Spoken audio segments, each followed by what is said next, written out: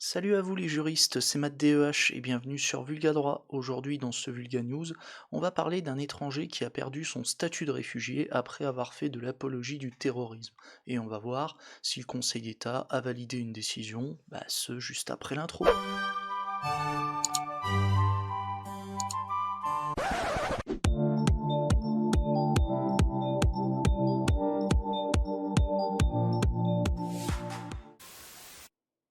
Alors, petite musique chill, et on va commencer tout de suite. Alors, par une décision du 20 février 2017, l'Office français de protection des réfugiés et apatrides, ou OFPRA, a mis fin au statut de réfugié d'un étranger, Monsieur A.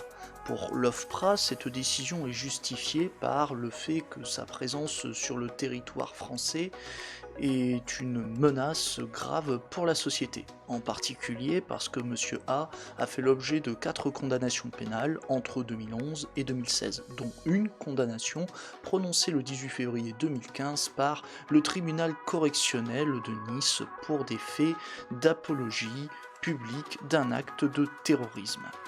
Et vous vous en doutez, Monsieur A a contesté cette décision devant la Cour nationale du droit d'asile et, à votre grande surprise, elle lui a donné raison en rétablissant son statut de réfugié.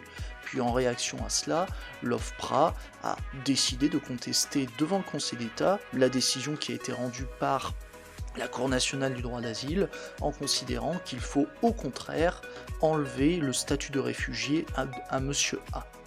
Saisi de cette affaire, le Conseil d'État rappelle que pour refuser le statut de réfugié ou y mettre fin, il faut que l'étranger ait fait l'objet d'une des condamnations qui sont limitativement énumérées par le Code de l'entrée et du séjour des étrangers et du droit d'asile.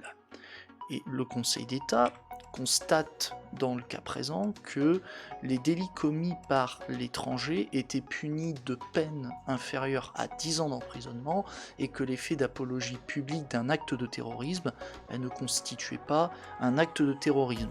Et si vous vous demandez pourquoi l'apologie d'un acte terroriste n'est pas un acte terroriste, ce qui apparaît curieux, c'est tout simplement parce que le Conseil constitutionnel l'a dit dans une décision QPC du 18 mai 2018. C'est aussi simple que ça. Après, pour ce qui est de la justification, à savoir pourquoi est-ce que le Conseil constitutionnel en est arrivé là, malheureusement, on va pas apporter d'explications complémentaires là-dessus, sinon je vais vous perdre. Sauf peut-être si vous me le demandez en commentaire, sait-on jamais. Du coup, pour le Conseil d'État, les condamnations dont a fait l'objet l'étranger, à savoir Monsieur A, ces condamnations, elles ne figurent pas dans la liste prévue par le Code de l'étranger, le Code de l'entrée et du séjour des étrangers et du droit d'asile. Ainsi, le Conseil d'État en conclut que l'étranger ne pouvait se voir privé du statut de réfugié au simple motif qu'il aurait fait plusieurs condamnations pénales, mais surtout au motif qu'il aurait été condamné pour apologie d'un acte de terrorisme. Voilà. Alors, si on devait résumer l'affaire, en gros, on ne peut pas priver un étranger de son statut de réfugié, même s'il fait de l'apologie du terrorisme. Après, je vous rappelle que priver un étranger de son statut de réfugié, cela a des conséquences sur son droit de séjourner sur le territoire français. Accessoirement, je dis ça, je dis rien. Donc, comme conséquence, ce n'est pas rien pour l'intéresser.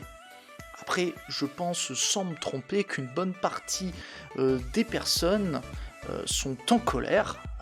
Je parle particulièrement des personnes qui sont en train de regarder cette vidéo. Et j'imagine qu'il y a un petit coup de gueule haut et fort, genre comme ça. C'est honteux! Ouais, je dirais même que d'autres personnes seraient prêtes, du moins à dire au Conseil constitutionnel, quelque chose, disons, d'un peu plus cash, genre par exemple... Vous fumez, monsieur. Voilà, je pense qu'on n'a peut-être pas plus cash, bon tu me diras si, il y a toujours plus cash, mais bon, sait-on jamais. Après, que vous avez constaté, c'est pas le Conseil d'État qui a fumé la moquette. Ce qui pose problème, enfin si on peut appeler ça un problème, ce sont les textes. Voilà, ce sont les textes qui sont faits ainsi et le Conseil d'État ne peut pas faire autrement. Voilà pour les explications, les juristes. Du coup, j'espère que cette vidéo concernant cette décision du Conseil d'État vous a intéressé. Du coup, est-ce que selon vous, le Conseil d'État a été trop laxiste ou est-ce que vous estimez qu'il n'avait pas d'autre choix à cause des textes, ou si finalement vous êtes d'accord avec le fait qu'un étranger condamné pour apologie de terrorisme, on n'a pas à lui enlever son statut de réfugié. Encore une fois, n'hésitez pas à me faire part de vos opinions dans les commentaires, je suis curieux de voir votre avis sur la question. Ensuite, comme d'habitude, si vous êtes satisfait de cette vidéo, abonnez-vous, likez, partagez-la, et si vous le souhaitez, vous pouvez me soutenir financièrement sur Utip et Tipeee, merci d'avance, tout est dans la description. Et avant de partir, je vous invite à jeter un œil aux chaînes des collègues vidéastes qui sont aussi dans la description de la vidéo, que ce soit celle de Calivision, Daimon, les chroniques de YouTube, Peter Honner, ou même le prisme des créateurs, et même aussi la chaîne de Romu, les bons tuyaux.